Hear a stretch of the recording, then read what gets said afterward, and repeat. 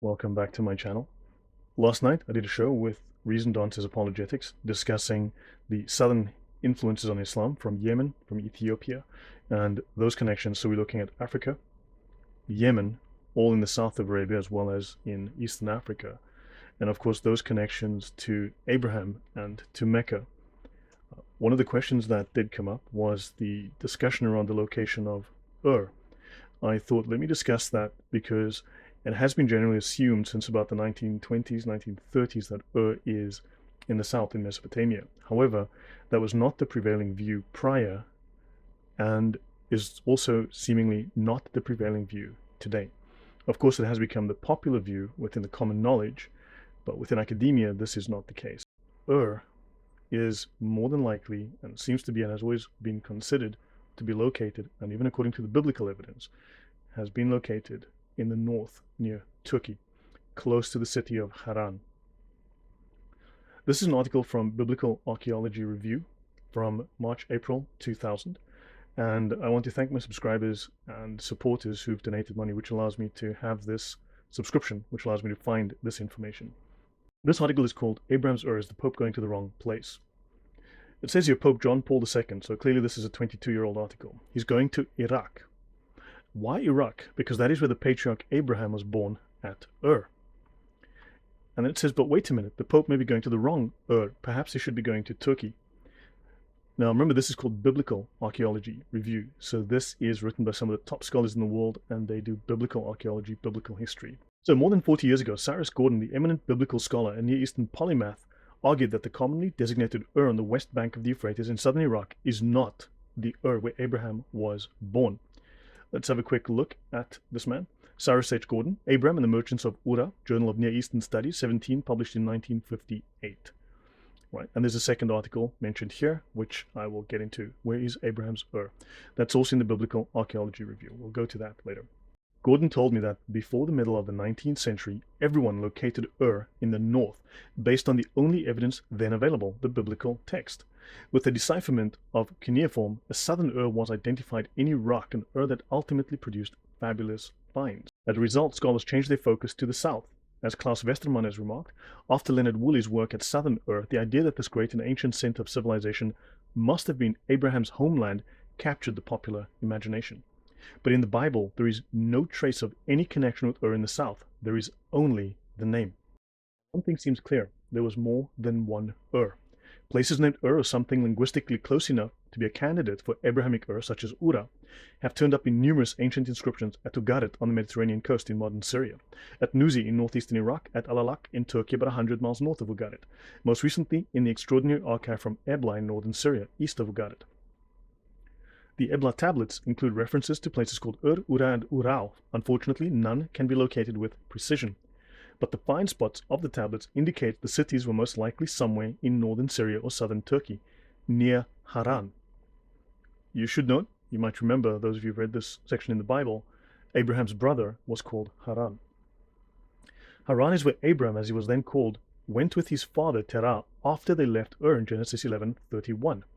There is no dispute regarding the location of Haran, where Terah died. So Terah took his son Abram, his grandson Lot, the son of Haran, see here, Abram's brother, and his daughter-in-law Sarai, known as Sarah later, his son Abram's wife, and he set out from Ur of the Chaldeans to go to Canaan. When they came to Haran, they settled there. Now, it should be noted, let me go here to Google Maps. This would be the area. Haran is up here in the north. This is the area of Haran. Canaan is down here. Right, this would be down here. So if they started out in this area up here, they would have easily gone down to here and then just simply turned southwest here. Otherwise, for whatever reason, they would have had to travel from here, all the way from down here in Mesopotamia, all the way up to here for no reason at all, stopping at Haran and then coming down. There is no reason to suppose that this is correct, except for Woolley's assertion, let's say, that this was the Ur, or at least the popular conception that somehow arose. So this, well, let's get into the evidence. So you'll see this makes a lot more sense. Also, he could have just gone from here, left. QED. Right, moving on.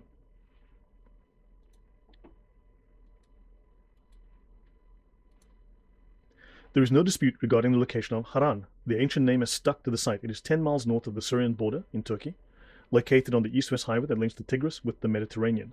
It was a major city in the Bronze Age, the first half of the second millennium. The probable date of the patriarchal age, if we accept the position that there was such an age. Unfortunately, except for a small sounding, Haran has never been excavated. A major expedition was planned by Harvard professor Lawrence Steger, but bureaucratic obstacles laid by the Turkish government blocked the way.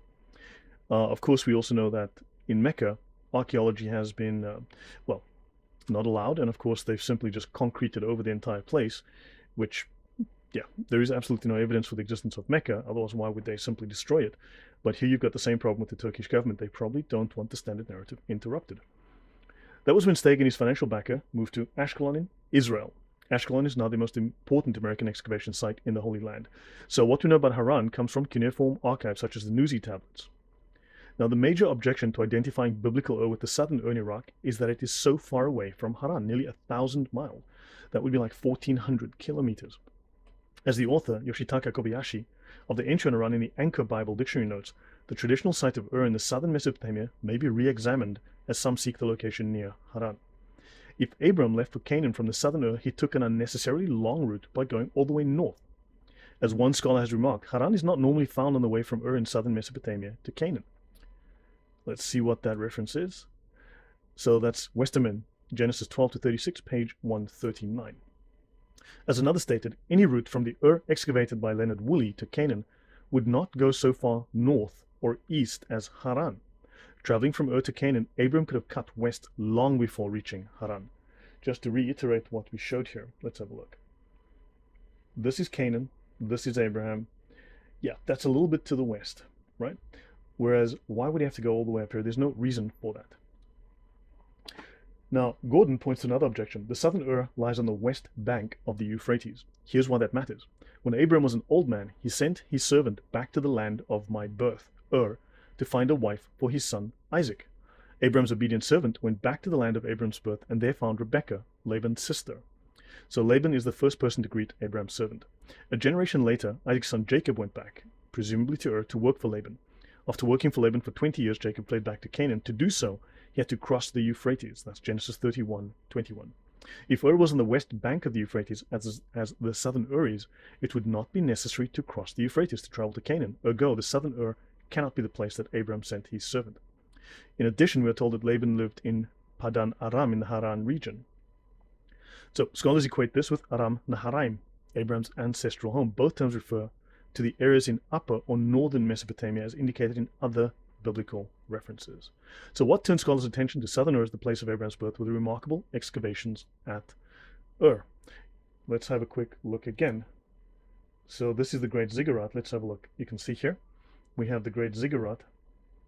Quite impressive, but it doesn't fit the biblical story. It was identified as Ur shortly after Henry Rawlinson deciphered cuneiform. In 1854, J.E. Taylor dug up at the site some foundation deposits containing clay cylinders. When they were deciphered, they identified the site as Ur. In 1922, Leonard Woolley began a major excavation, which continued until 1934. Now, he made spectacular discoveries. Now, if his purpose was to connect the site to the biblical patriarch Abraham, he was successful. See, because Woolley was a prolific and popular writer with a flair for publicity, which might account for the fact that he referred to his Ur as the biblical home of Abraham and his find as worthy of Abraham. The city expanded to 125 acres. As to whether this was Abrahamic Ur, the author Jean-Claude Magon of the ancient Ur in the Anchor Bible Dictionary notes a certain contradiction in the closeness suggested by the Genesis text between a prodigious urban capital and a nomad clan. Do the maths on that. The defenders of the southern Ur do so largely on the basis of the view as to what Ur, the biblical author, had in mind. The biblical author calls it Ur of the Chaldees, rather than the place where Abraham was born. This, for example, is the view of Harvard professor Peter Mackinist. And the author of this article spoke with him after reading his entry on Ur in the HarperCollins Bible Dictionary. There, Professor Mackinist states that Gordon's suggestion of a northern Ur has been largely rejected today in favor of the southern Ur. But, as the author discovered when he spoke with Professor Mackinist, he said that he was rethinking the statement and the whole issue. In his entry on Ur, Mackinist said he had not adequately distinguished between two kinds of questions. What Ur did the biblical author or authors have in mind when they referred to Ur of the Chaldees? and where in actual fact was Abraham's original home, assuming of course there was a historical Abraham. Well, what of the early historical Abraham? Where did he come from, assuming that there was such a historical figure? On this level, Mackinac states that he's not prepared to make a judgment. He does say that he would now revise the statement in his HarperCollins Bible Dictionary article that Gordon's position is largely rejected today. Indeed, Klaus Westermann has come to the opposite conclusion. Many scholars took over Gordon's thesis, the majority inclined to a northern Mesopotamian origin. I've already quoted passages from the Anchor Bible Dictionary entries on Ur and Haran, in which the authors expressed hesitations in identifying Abram's Ur as the southern Ur. Mackinac recognizes today that more people than he supposed would hesitate or even reject identifying the historical Ur of Abraham with the Ur of southern Mesopotamia. The southern Ur is never referred to in ancient inscriptions as Ur of the Kasdim, in English, Chaldeans. Moreover, the Kasdim, the Chaldean in Akkadian, never appear in any historical record before the early 9th century BC, hundreds of years after Abraham. So this reference could not be part of the original tradition. As Roland DeVoe has stated, the southern Ur could not have been called Ur of the Chaldeans at that time. So Gordon mentions two possibilities for the location of Abraham's Ur, both in southern Turkey, near the Syrian border. One is Ura, northeast of Haran, another is Urfa, today called Sanliurfa, about an hour's drive from Haran. Today, local tradition in Urfa insists, and this is Jewish as well as Islamic tradition, insists that this is where Abraham was born. The chief mosque is or was named the Mosque of Abraham. The pool with the sacred fish is called the Lake of Abraham, the Beloved. Another possibility is that Ur, as used in the Bible, refers not to a city, but a region. Now, it should be noted that if we think of the Chaldees as a region, when this passage in the Bible was composed in Genesis, Chaldeans dominated the north as well as the south. This is Where is Abraham's Ur? This is June 1977 from the Biblical Archaeology Review. So, a new Ebla tablet refers to Ur in Haran. Haran, let's have a look at where Haran is. Haran is up here. This is Haran, right here.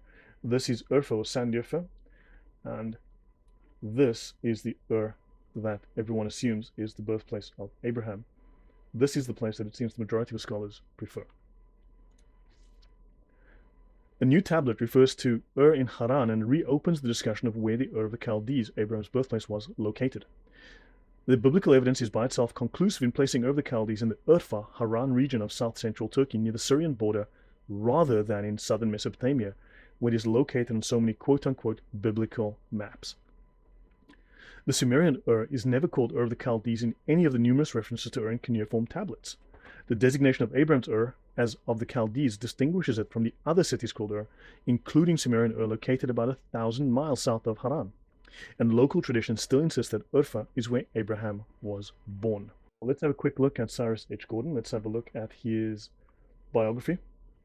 Gordon was born in Philadelphia, Pennsylvania, and he was raised in an upper-class Jewish family with particular emphasis on devotion to Jewish learning, rational thinking, and openness to secular learning. As a scholar, he followed an education track typical of elite European philological scholars. He began studying Hebrew at 5 and became interested in both Greek and Latin. He took his BA, his MA, and his PhD at University of Pennsylvania and took courses at both nearby Graz and Dropsy colleges. They had specialized Bible programs, classics, and ancient Near East. Gordon studied Old Persian as well as Sanskrit. So he worked with a number of well-known names, and he also took positions at Johns Hopkins University under Albright, at Smith College, and at the Institute for Advanced Study in Princeton. He joined the army. He was assigned to the Middle East, serving in the Mediterranean, Egypt, Palestine, Iraq, and eventually Iran. There he learned to speak modern Persian. He visited major archaeological sites of ancient Persia and published a book on a number of Aramaic incantation bowls from the collection of the Tehran Museum. Gordon is well known for his books on Ugaritic, the ancient language of the 14th century coastal Syria, that's BC, which was first published in 1940, and he played a key role in deciphering that language. He asserted that Syrian literature reflects frequent contact between ancient Syrians and speakers of Hebrew in the Eastern Med. He was one of the greatest synthesizers of biblical studies with the study of the ancient Near East, and one of the final products was his 1997 book, co-authored with Gary Rensburg, The Bible and the Ancient Near East. So that gives you a little bit of his background. Again, you can find the rest on Wikipedia. And I'll leave this here, but understand it is by no means decided that Ur is Ur in the south. It seems that the evidence, the biblical evidence, most certainly points to Ur being that in the north.